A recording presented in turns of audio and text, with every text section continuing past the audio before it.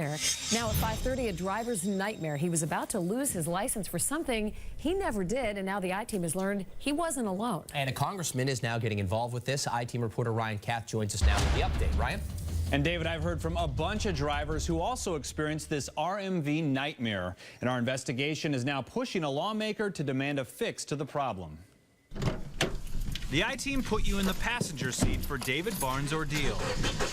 You're caught in the middle of a bureaucratic mess. Yes. The Bolton driver faced the threat of a revoked license for someone else's traffic violations in New Mexico. We followed along as Barnes spent weeks making phone calls, writing emails, even taking a day off work to plead his case at the RMV in downtown Boston.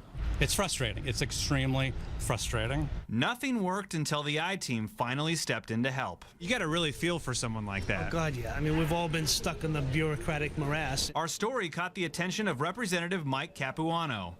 The headache for Barnes surfaced because his record was mistakenly connected to another person with a similar name in the National Driving Register known as the NDR. It's a database with good intentions to make sure drivers with revoked licenses don't jump state borders to shop for another one.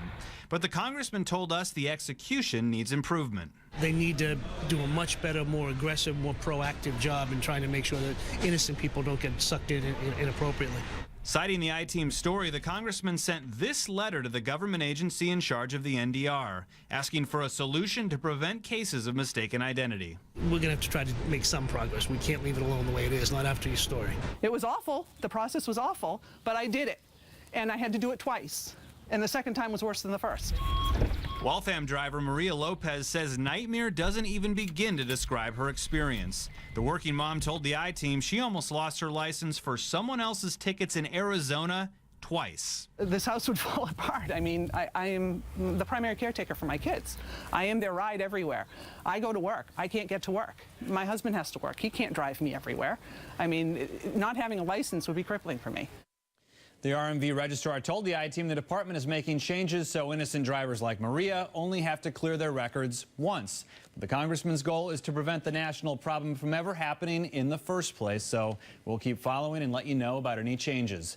For the I-Team, I'm Ryan Kath, WBZ News. David? Good work, Ryan. Thank you. This story started with the tip. If you have a story that you want us to investigate, let us know. You can call us 617-779-TIPS. You can also send an email to iteam@cbsboston.com.